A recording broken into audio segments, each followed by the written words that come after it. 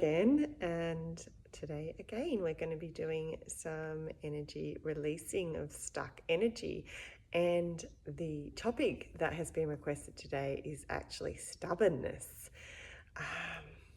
Really interesting one actually, because if I was to think about it, I would say I'm not stubborn, but might be a bit stubborn about saying I'm not stubborn.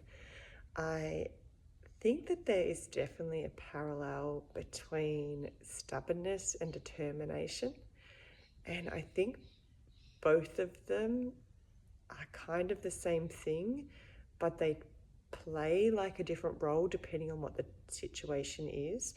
And there's a time where your determination is positive, and there's time where your determination is actually just stubbornness, and it actually closes you off. And sometimes the energy around stubbornness is actually the fact that people say you're stubborn when you don't believe you are. You believe that you're being determined, and so you're being misunderstood in your drive or your actions. And that can actually really create a decent energy block for you, because it'll bring up anger. When someone is misunderstood, it is really, really detrimental to make sure that they then become understood, if that makes sense. Sorry, I've probably said that in the wrong words. I am dyslexic and very visual, so sometimes my words that I use aren't quite the word that I'm trying to say. So I think my point is that sometimes being misunderstood can actually be the thing that triggers the block. And so also there is a little bit of it that when you get called stubborn and you're not in your own eyes, even though you might be in some small occasions, the fact that people called you that means that you get very defensive in the occasions that you are actually being a little bit stubborn. So there's two sort of things that I think we need to do with this. I think we need to put in the energy to help others to identify when we are being stubborn or when we are being determined, and to make sure that the energy flow of that becomes across as a positive rather than a negative. Also, anyone who's been misunderstood as being stubborn when they feel like they're being determined, but also for us that, that sometimes are just stubborn, and that there's something underlying that has built up that kind of guards the energy to say, I'm not going to not get my way. And whatever it is, it might be a childhood with, two bully brothers that just never let you get your way as a girl, or even as a young boy, or it might be friends that pushed you around, and you sort of finally got your way and said, I'm not going to put up with that anymore. And so you start to become like stubborn in your way, and so you sort of shut off from being able to listen and being able to change when you're stubborn.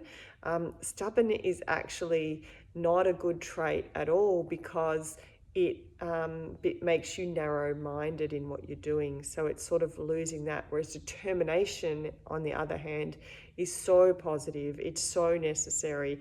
And so within yourself, you need to work out, am I being stubborn or am I being determined? And I think that's what we're going to put in the energy block, that awareness that we want to be able to pull forward of when we're stubborn and when we're not, and any guards that we've actually put up.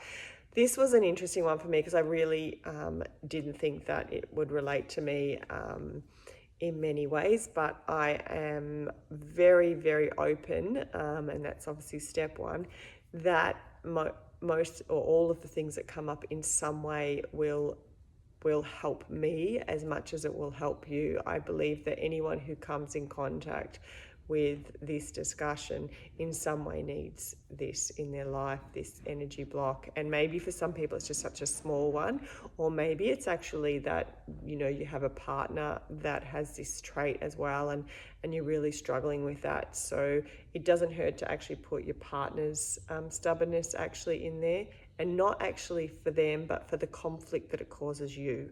So you always want to think about how the energy does you when you don't have permission for them to do it. It's for them to acknowledge and deal with their own stubbornness, but you need to acknowledge what barriers are put up because of that person's stubbornness, whether it's a partner or in work. So there's lots of different angles that this can actually be, and I'm going to put in a few different ones in this at the same time, just in the overall stubbornness versus determination. All right, let's get started. We're going to start with a nice deep breath. So in and out. And I'm going to bring up my energy ball, and I'm very visual. I did actually say to someone the other day that it does look like I'm often interpreting for the deaf. I did do sign language, interestingly, many years ago, because I really felt that if there was a way that we could communicate with everyone, despite what their abilities are, that we should try and do it. So I learned sign language with my sister for a while, and I've got very basic sign language, but everyone's always joked that I look like I'm doing sign language all the time. So I know I'm watching this. Apologies. Okay, so I'm going to do another deep breath. I'm sorry. In and out. Center ourselves.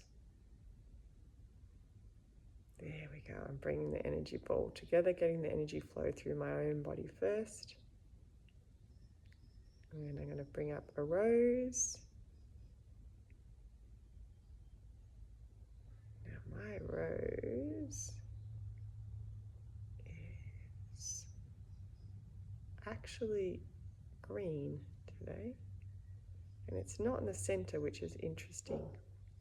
So I'm going to try and center that just to bring it into the middle. And then I'm going to put stubbornness and determination both in my rose. I'm going to ask that any negative energy around that is released, any blocks or guards, and any positive energy is enhanced. And that I can start to see a clearer passage between determination and stubbornness, and not become narrow-minded during stubbornness. And anyone else in my life that I have conflict with because of their stubbornness, I want to drop the negative energy around that and find new ways of communicating. Okay, so our point is that we're moving it. My rose has now just gone black. Big, open leaves. It's got lots of petals grown, which means that there's lots of different angles associated with this. And I'm going to start moving that rose around. You can actually read the rose. So there is a technique. Anyone who knows Nancy Rebecca, or some of her really talented students who now work on their own, Perry Beals is amazing. They can do a rose reading. Nancy teaches the techniques, and I know Perry you're able to do rose readings with. So if you want to get the rose read or learn how to do that yourself, I'll put some notes in the comments. Okay, so as I've been talking, hopefully you're moving that rose around. Mine's going in and out. And if you're having trouble moving it, start doing the figure 8. That always helps, going through it. And spin it upside down, whatever you want. I'm going to get mine going really fast. And as I'm doing that, I'm losing the petals, so I'm starting to lose some of the energy around it. And then when you're ready, you're going to release that. Again, I release mine to the center of the earth. You can go to the sun or the moon. 3 really cool energy sources that can take that energy and just clean it out. And when you're ready, drop that. Again, if you need effort roses, don't forget to bring them up. This one for me is just turning a little bit purple. There's not as much color associated with this, so I would say for me there's less energy blocks around it. It's not as big an issue. And also for those listening, a lot of you will be a similar thing. It's a good one to release and let go. In saying that, as I saw that, I got some flashes of like bright blue and bright green. So I think for some of you, this is a really good one to do, and you might need to repeat this. Not only for yourself, but people that you work with or live with. Okay, so release that when you're ready.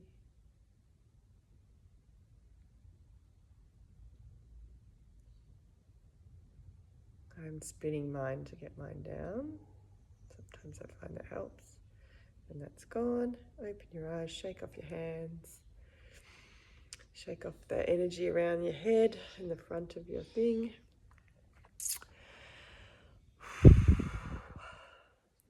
Kind of find that I release almost energy out my eyes. When I open them up, it's like letting light in and letting energy out.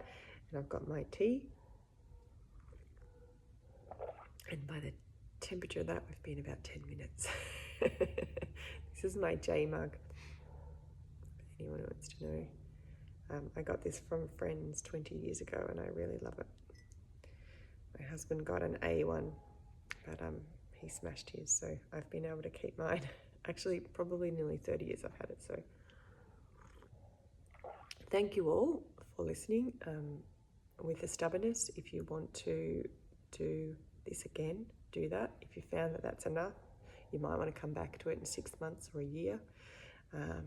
You might want to suggest to someone else that's struggling with the balance between stubbornness and determination to do this. So I hope this has helped you, and I hope that you see more kindness and happiness in your life. Bye.